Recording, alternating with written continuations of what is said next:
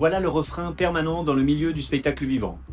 Il n'y a plus de budget, le marché est saturé, tout est verrouillé. Ça, je l'entends toutes les semaines et à chaque fois, je me pose la même question. Mais de quel marché tu parles? Parce que le problème n'est pas que le marché du spectacle est mort, le problème c'est que la majorité des artistes regardent un seul couloir et pensent que c'est tout le bâtiment. On va faire ce que personne ne t'a appris, on va regarder la réalité en face, on va cartographier le marché réel. Le marché fantasmé. Le marché fantasmé, c'est celui que beaucoup d'artistes ont en tête. Les mairies, les festivals institutionnels, les appels à projets, les programmations culturelles publiques, les subventions.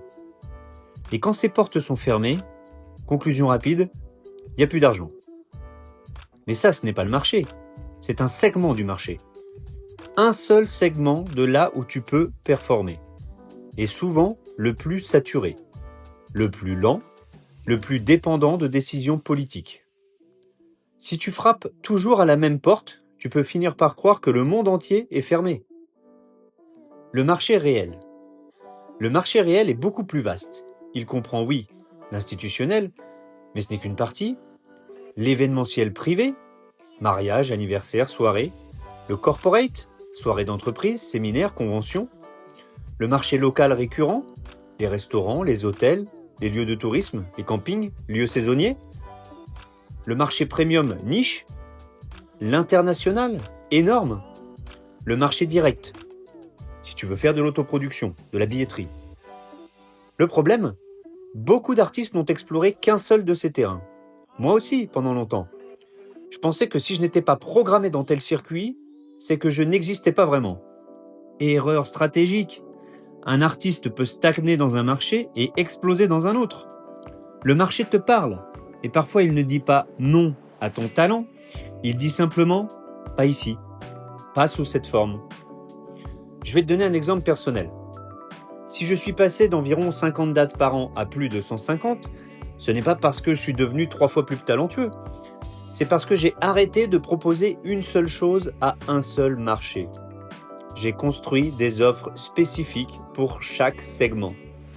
Une offre adaptée à l'international, une offre calibrée pour le privé, mariage, anniversaire, événements familiaux, une prestation élégante et structurée pour du corporate, pensée pour apporter de la valeur dans une soirée événementielle un peu chic, classe, des formats adaptés au tourisme, aux structures saisonnières, même pour l'institutionnel. Même si aujourd'hui ce n'est pas ma priorité parce que les budgets sont serrés, l'accès est compliqué et stratégiquement, c'est vraiment loin d'être le terrain le plus intéressant. Chaque marché a ses attentes et c'est à toi de t'adapter. Je te prends un exemple avec l'international, l'exemple des bateaux de croisière. T'es payé autour de 3 000 $ la semaine en solo, un peu plus si tu es en groupe. Tu travailles un soir ou deux par semaine. 1 ou 2 soirs par semaine, le reste tu fais le passager.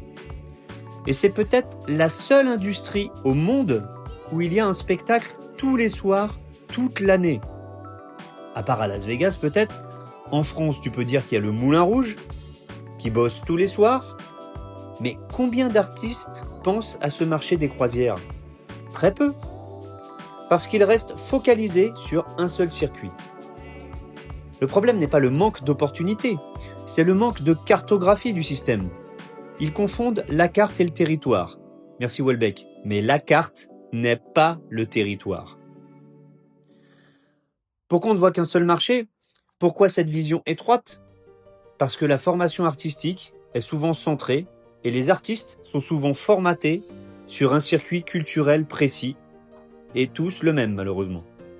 Parce que ton entourage est composé d'artistes qui vivent dans le même écosystème, parce que le mot commercial fait peur, parce que gagner correctement sa vie en tant qu'artiste est mal vu, parce que l'ego préfère être incompris plutôt que de s'adapter, parce que c'est plus confortable de dire le système est verrouillé que de se demander où est le marché qui a besoin de moi, parce que changer de marché c'est accepter que ce n'était peut-être pas le monde qui bloquait mais notre positionnement, parce que chercher un autre segment c'est admettre qu'on ne connaît pas tout, parce que développer une stratégie c'est sortir du rôle romantique de l'artiste maudit, parce que la responsabilité est plus lourde que la plainte, parce que la liberté demande plus de maturité que la dépendance.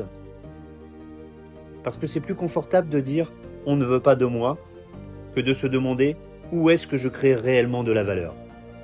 Parce que si tu découvres qu'il existe un marché pour toi, alors tu ne peux plus te cacher derrière l'excuse du marché. Ah oui, j'ai oublié de te prévenir. Et mes excuses pour ça, mais ici on parle sincèrement. Ça fait gagner du temps à tout le monde. Alors ce n'est pas une attaque, ni envers toi, ni envers personne, c'est simplement un angle mort. Laisse-moi te raconter d'où je viens. Je me rappelle, un mardi de novembre, vers 18h, il faisait déjà nuit noire. Par la fenêtre, je voyais la pluie s'écraser contre le carreau et les reflets orange des lampadaires dans les flaques.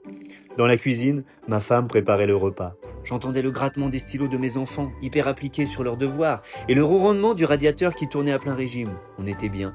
La cheminée crépitait, on était au chaud. Ouais, on s'en fout.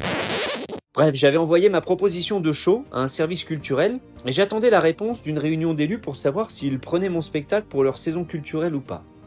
J'avais passé des semaines à pondre un dossier PDF gros comme l'Afrique pour expliquer un spectacle qui dure 45 minutes. Il faut savoir que c'est la spécialité du secteur institutionnel. Ils adorent se masturber avec des PDF. Après, t'attends des mois, pas pour le projet du siècle, non, juste pour avoir le droit d'exister et de performer 1 heure dans le théâtre de ta ville. Puis la réponse est tombée. C'est non. Pas parce que le spectacle était mauvais, pas parce que le public n'en voulait pas, mais parce que 15 bureaucrates et 25 élus qui ne connaissent absolument rien au spectacle vivant ont décidé que mon dossier ne rentrait pas dans la bonne case. Ce jour-là, j'ai eu un putain de déclic. J'ai compris que je ne pouvais pas laisser ma survie entre les mains de gens qui lisent des dossiers au lieu de regarder la scène. Donc ce jour-là, j'ai arrêté de chercher des pseudo-juges, j'ai cherché des clients. J'ai arrêté de demander la permission de performer, j'ai commencé à proposer des solutions à ceux qui en avaient vraiment besoin. Parce que parfois on se pose la mauvaise question. Est-ce qu'il y a encore de l'argent dans le spectacle ? La bonne question c'est, où est l'argent pour mon type de spectacle, pour mon type de valeur ? Ça change tout. Parce que quand tu comprends ça, tu ne cherches plus une validation, tu cherches un alignement. Tu ne forces plus un marché qui ne veut pas de toi, tu identifies celui qui a besoin de ce que tu proposes. Conclusion, le marché du spectacle n'est pas saturé, il est segmenté. Et si tu restes dans un seul segment, tu peux passer ta vie à croire qu'il n'y a pas de place. Un artiste libre, un artiste professionnel ne cherche pas une porte ouverte, il cherche la bonne porte. Si tu veux sortir du marché fantasmé et commencer à construire dans le marché réel, abonne-toi, on avance étape par étape.